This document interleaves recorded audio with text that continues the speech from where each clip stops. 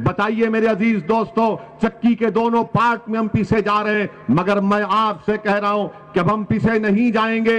ये आपकी लड़ाई है, हिस्सेदारी की लड़ाई है, ये लड़ाई हमारे बुजुर्गों के ख्वाबों को पूरा करने की लड़ाई है, ये लड़ाई हमारी इज्जतदार माओं की आंखों में जो आंसू बहते रहते हैं उन आंसुओं को पोंछने के, उन आंसुओं को रोकने की लड़ाई है।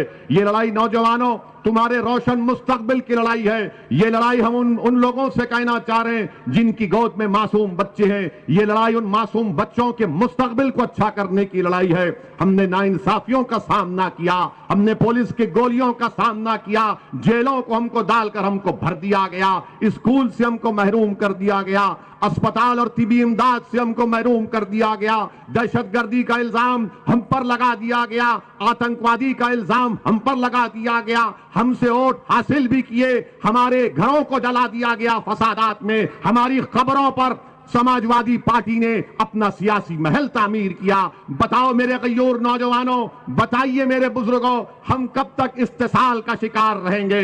आज आपको करवट लेना है, अगर आज आप करवट नहीं लेंगे नुकसान हमारा होगा। याद रखो, भारत की जमहूरियत, भारत का संविधान जिसको बाबा साहिब अंबेडकर ने बनाया है, वो तुमसे पुकार पुकार कर कह रही है, उठो भारत के मुसलमानों, उठो उत्तर प्रदेश के मुसलमानों, उठो असमोली के मुसलमानों। याद रखो, ये संविधान को अगर एक जीती जागता किताब रखना है तो तुमको अपने हक के लिए लड़ना पड़ेगा।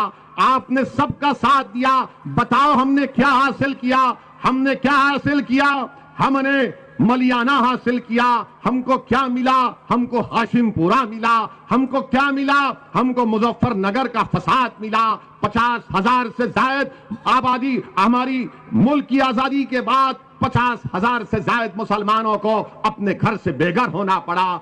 CAA का कानून पार्लियामेंट में आता है, पूछो समाजवादी पार्टी से, पूछो BSP के नेताओं से, पूछो कांग्रेस के बड़े बड़े लीडरों से, पार्लियामेंट का रिकॉर्ड उठाकर देखो कि उस कानून के खिलाफ अगर किसी ने मुदल्लल तरीके से संविधान को सामने रखकर, गांधी के पैगाम को सामने रखकर, अगर किसी ने मोदी के 300 MPओं के सामने CAA का कानून, मुसलमानों को स्टेटलेस बनाने का कानून बनाया जा रहा था, किसने बीजेपी के 300 MPओं के सामने कहा कि जिस तरह गांधी ने उस वक्त के सफेद फाम हुकूमत के कानून को फाड़ा था, आज असदुद्दीन ओवैसी भारत के उन तमाम लोगों की तरफ से जो अंबेडकर के संविधान को अपने दिल से लगाते, मैं इस कानून को फाड़ता हूं।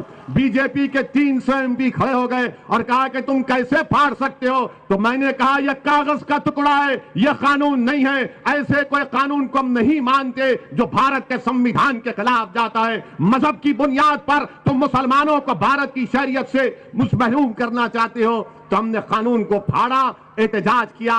क्या किया समाजवादी पार्टी ने? क्या किया BSP ने? क्या किया कांग्रेस ने? कानून मुझे हमारे मुल्क से बेदखल करने के लिए बनाया जा रहा था। आज मजलिस पर इल्जाम लगाया जाता है कि मजलिस इत्तेहादुल मुस्लिमीन फिरका परस्त पार्टी है, मजलिस फिरका परस्ती को बढ़ाती है। मैं आपको बताना चाहता हूं कि जब 2019 जून में अमित शाह ने बीजेपी की सरकार की तरफ से कानून लाए, जिस कानून का नाम वो मनहूस काला कानून है, उसका नाम UAPA है। अमित शाह ने कानून में तरमीम करके कह दिया कि दिल्ली में बैठा हुआ एक NIA का इंस्पेक्टर असमोली में कोई भी शख्स को टेररिस्ट घोषित कर दे सकता है बगैर कोर्ट के फैसले के। किसने उस कानून की तायीद की? समाजवादी ने तायीद की, कांग्रेस ने तायीद की। बताइए किसने उस कानून के खिलाफ वोट किया?